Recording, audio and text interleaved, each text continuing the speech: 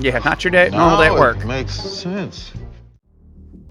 Hi everyone, this is Jonathan here from Goth Reptiles and Exotics. I have over a decade of experience of keeping snakes and lizards, and I saw this episode of Grey's Anatomy and I saw people responding to it with a lot of confusion and misinformation. So I thought I'd watch it here with you today from a keeper's perspective and give you my thoughts and kind of reassure you the villain in this story is not the snake. So let's go ahead and get into it. If you like this kind of content, please hit that like and subscribe button and give us a comment below. Here we go. Get a chart. Help! Help! I need help! Are you doctors? Yeah. You hurt? And not me. My boyfriend, he's in the car with Gigi and he needs help. Hurry, please!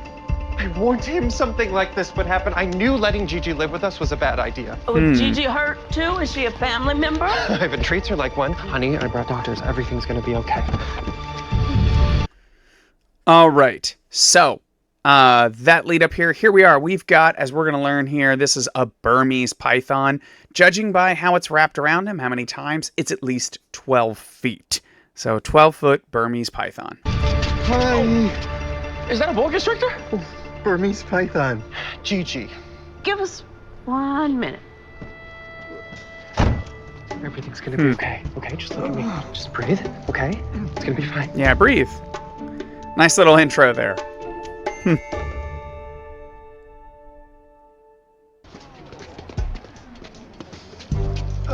Oh. Yeah, not your day, normal day at work. It makes sense. No. No. Mm-mm. Nope. So definitely not what you'd see at work. From what I understand, ER doctors see a lot of stuff. So actually, they're more statistically likely to see dog bites. So a snake showing up would be an incredibly rare thing.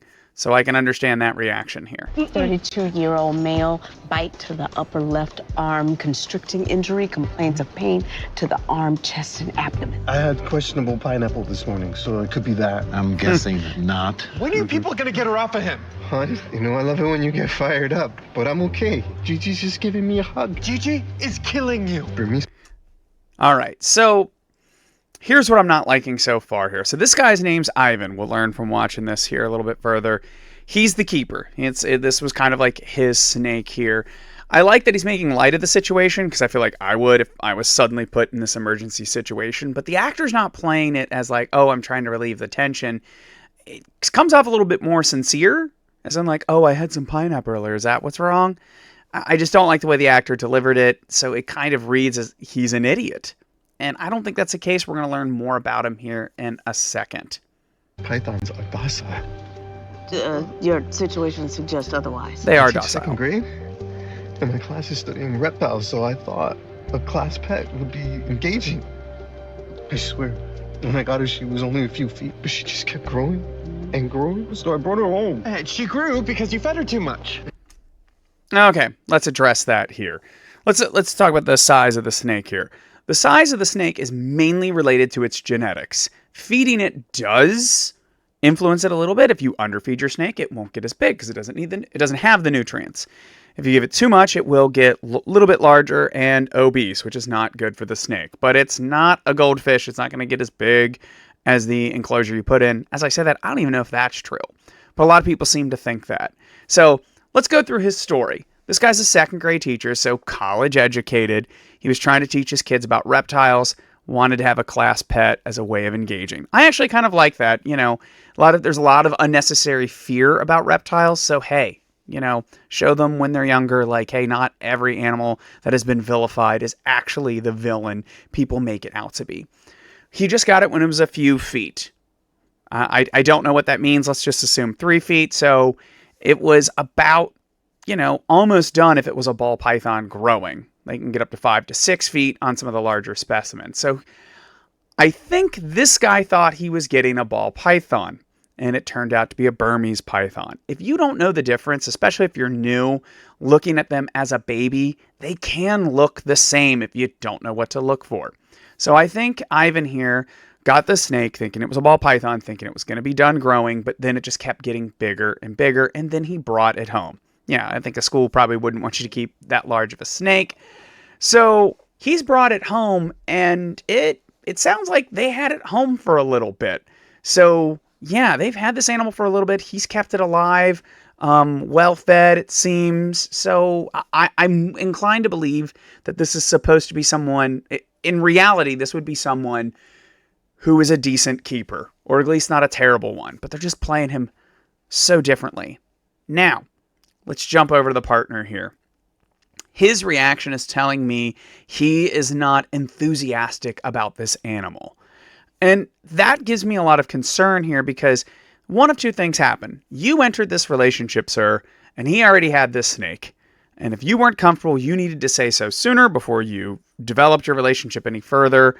Or you should have, learned that the animal, even though it's hard to say, is in this clip, he's covered in blood, is actually not that dangerous. If you know what you're doing, they are incredibly rewarding animals. So your other option is sit down with him in the earlier stages of the relationship. Like, look, I want to move forward, but this is not good for me. We need to do something. It's me or the snake. I don't think it's appropriate to put people in that situation, but you need to be behind keeping any animal, a dog, a cat, a snake. So that gives me a lot of worry here. I swear, she's never done this before. When I went to feed her this morning, she bit my arm instead of her food. Once they bite, they don't let go. So, yeah, that's if this was going to happen, that's when it would happen, is when you're feeding. Okay, the animal. So, incidentally, never feed your snake in its enclosure because then it will associate things coming into its enclosure as food. I feed mine in a separate container. It's a large bucket. So then when it's in the bucket, it'll strike at things coming at it. So you know that. It missed, got his arm. That is possible. Its brain was already in feed mode, wrapped around him, and started constricting. In reality, though, because his hand probably would have been extended, it would have wrapped around his arm rather than around his body, Batman tie-up style. Looks like he's tied up like, oh no, the Joker got me, or whatever. That's unlikely. So this is plausible to be bit like this and to be in a situation like this, but the solution is very simple, as we'll see. But if you were in this situation, this is when you turn to your partner or your spotter, whoever you got. They need to know what to do. Ivan should have known what to do, been able to tell his partner, go do this thing. But, maybe he's in shock. Maybe he's freaking out. This is definitely why everyone needs to be educated and enthusiastic about these animals. Oh, I can't feel my hand. Is that bad? Yes! He has eyes on the back of his head with the students, but Gigi's just one slithering blind See? spot. O2's dropping. Doesn't like the animal. Page, neural, and cardio, and ortho. No, page everyone. Until we get the thing off him, we don't know what's going on. And where's animal control? Okay, where do we? Oh my God! Yeah, not what you expect to see at work. Everyone here needs to grow up. Right, get that cannula. Yeah, I just don't want to disturb Gigi. She's not poisonous, is she? No, she's her not. species is very easygoing. Upset. I know you love her, but she thinks you're food. No, she doesn't. So there's that old story of like this lady kept her snake and she slept in the bed with it, and the doctor's like, oh, you got to be careful. The snake's sizing you up to eat you. No, that's like long-term planning. Snake doesn't do that. The snake doesn't think he's food. If they left him alone, and unfortunately, it would eventually, Ivan would pass away, the snake's not going to eat him. He's way too big for that snake to eat. So it's just was being fed, its instincts kicked in, and that's why it's still holding on. By chopping her head off. No. So, chopping her head off. If you're in a dangerous situation, you might think that's a smart idea, but if you're the partner here, there's a good chance you could stab Ivan too. So you need to be careful about that. Here comes our hero to tell them the simple solution they should have done right when this happened. Awesome. A python. They can swallow their prey whole. Imagine that. Sir, just try to relax, okay? All right? Every time you breathe, your snake is programmed to tighten. But we're going to get her off you, okay? So actually, yeah, that's how the snakes constrict. Every time you exhale, it will tighten and then not let you inhale any more oxygen. So it doesn't really squeeze the life out of you. It prevents more life from getting in you. All right. We need rubbing alcohol. Okay. Rubbing alcohol. All right. A little bit of rubbing alcohol sprayed around Gigi's mouth will irritate her. Uh-huh. When you say So that's what he should have done. When I have been bitten by my snake is nowhere near the size of this Burmese python. Bitten, wrapped itself around my arm. It thought it was in a feeding response. I literally had someone go bring me the hand sanitizer as I calmly just rubbed it on its nose, and it let go. Okay? This should have been the immediate solution. Now, maybe Ivan's in shock, forgot to say this, but this is definitely something the partner should know if you're the spotter. Irritate. She'll unclench her jaw, but it won't hurt her. She'll be fine. Yeah. Yeah, I get it. You're scared of the snake, so... Oh, God, what do I know? The snake has a hold of him. It doesn't care about you right now. Oh, for God's sakes, let's save this man's life. There we go. Here's our hero.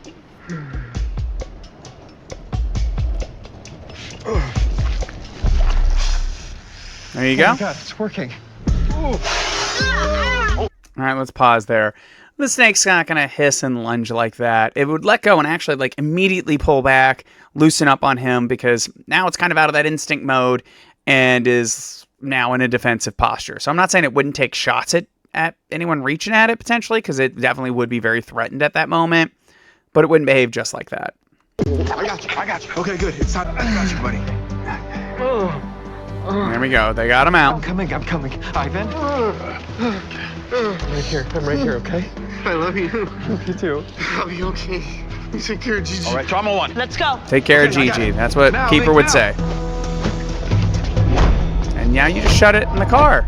All right. Not that it matters, but, you know, what's the temperature outside? You're going to cook that snake. These pythons still act hungry once they've eaten, so their owners would just feed them again. Puts them at risk for obesity. That's a true statement. I don't like how they deliver it, because it's kind of like, oh, people just keep feeding their snakes even after they're full. No, you know when your snake is full. There's a little formula you can do, judging on your snake's weight compared to how much you're feeding them. So, yes, it can be a problem, but the obesity can be from overfeeding and not giving exercise. I'm not sure rest is going to help me get over that. I'm standing here thinking that I might need to reassess my entire life. I like her look there, like, what? Yeah, no. Man, if, like I said, depending on when this went down, if you are with someone who keeps any animal, but specifically a large exotic animal that the general public just culturally isn't used to taking care of, you need to be honest about that. If that's not the situation you want to be in, you need to not be there to begin with. You don't need to be deciding 2-3 years down the line that, oh, wait, I was never okay with this. That's not fair to your partner. It's not fair to the animal.